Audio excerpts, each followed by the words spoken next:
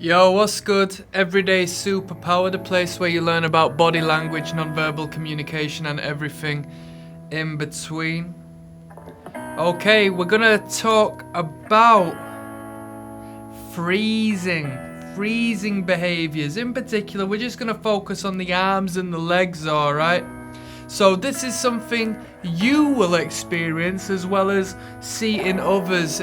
Sometimes it might be more clearer than others, but it will manifest itself from time to time. And especially in your day-to-day, you will experience it through one means or another and probably not even pay so much a conscious awareness of it, alright?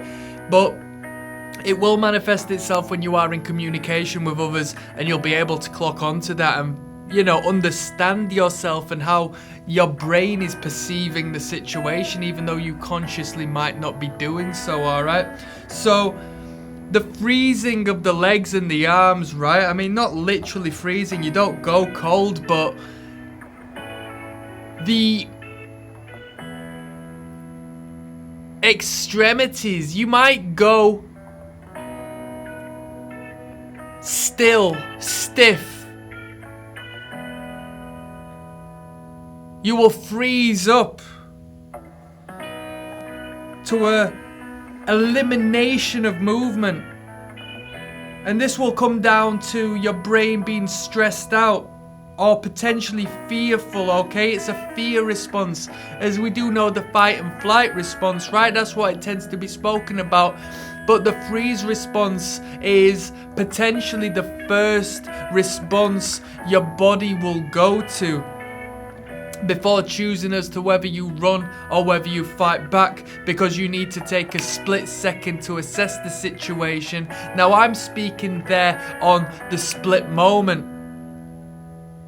Your body may actually continue freezing in the face of a potential threat. Now, this doesn't mean a physical threat. Your brain will perceive it as the equivalent to a physical threat, as it doesn't know the difference at this moment in time. Your human brain, your neocortex, will logically assess the situation as not physically threatening, whereas your primitive brain, your limbal brain, will act upon impulse to see what your brain observes as threatening, whether it be a scary conversation, a scary person, a scary idea.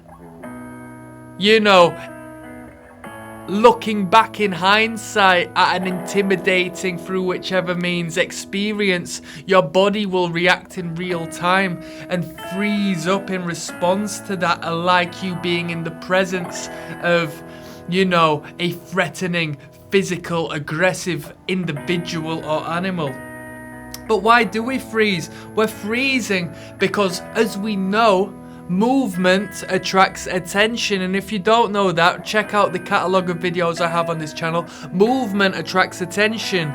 So the opposite of movement is lack of movement, and what that does is not attract attention, okay? Our eyes and our peripheral vision picks up movement to ensure we, as a human animal on survival, is safe and sound, okay? So the hands and arms may freeze.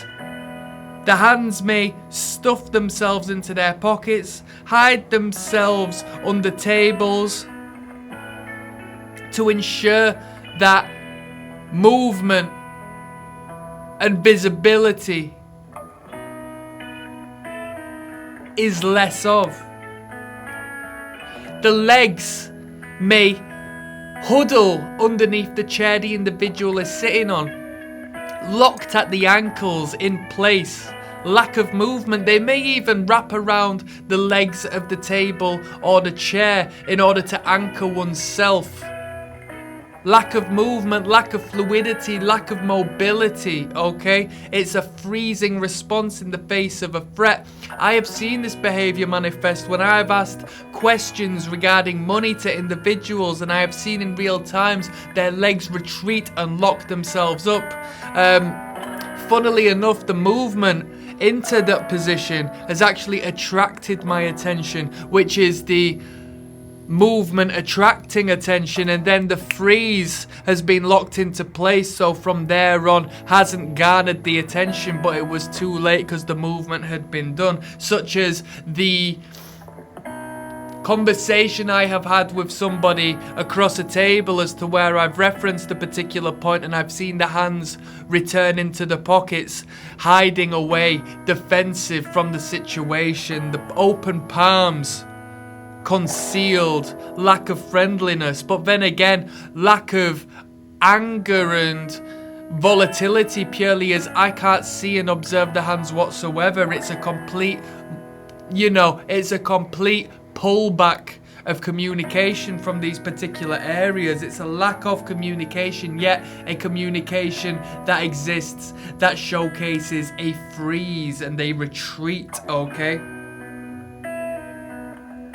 When we say something, do they freeze suddenly? Do you know when you're walking down the street after leaving your house and you remembered you've left something at home, or you've left the bath running, or you have left the electric on when you needed to turn it off? You freeze momentarily. Oh shit. And then turn back and return. That split moment is a freeze response. When you're walking in town and you see someone you don't want to see and you see them, you freeze momentarily in the face of that threat. They're not going to come and punch you in the face, are they? But you don't want to engage with them. You don't want to communicate with them. What you are doing is hiding in plain sight. You're trying not to attract attention by lacking the mobility that attracts attention, by removing the movement that attracts attention, okay? It's a fearful behavior. It's a fearful behavior. When you are at work and you're lacking, or if you're doing something you shouldn't do, or if you're on your mobile phone and your boss walks in, you're gonna freeze. Oddly enough, you're gonna freeze with your phone there, or you're gonna freeze doing what you're not supposed to be doing. So you're not actually removing the issue from existence. Your body is going into autopilot and freezing as you are doing what you shouldn't do, whereas you should be quickly arranging and sorting out the situation before your boss catches you. But your subconscious doesn't work like that. The primitive doesn't work like that. The primitive doesn't see you just being told off verbally by your boss if you get caught. Your subconscious still sees what we saw in the savannah when we were primates climbing trees and escaping from potential predators. We freeze.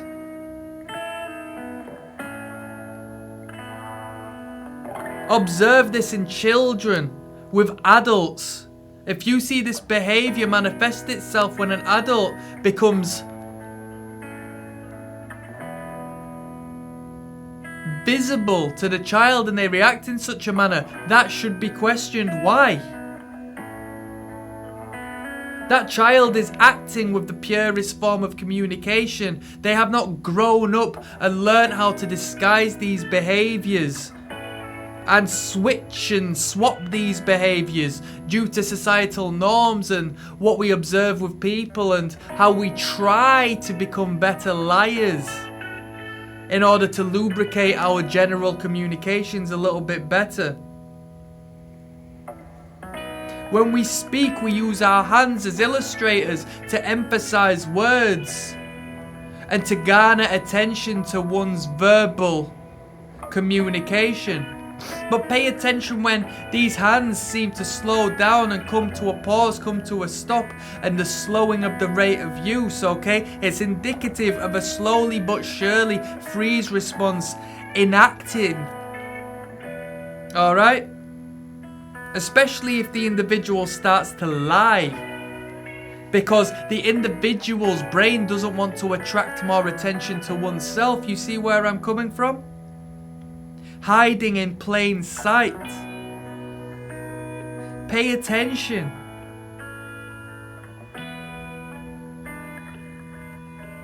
Alright? Do they lower their head in cluster, covering up their neck, ensuring that their vital neck is not You know where I'm coming from. Ensuring that their neck, which ensures their survival, is covered and concealed and not open to attack. Do they cover their internal organs? Do they cover their wrists? Do they cover their genital area from one way or another?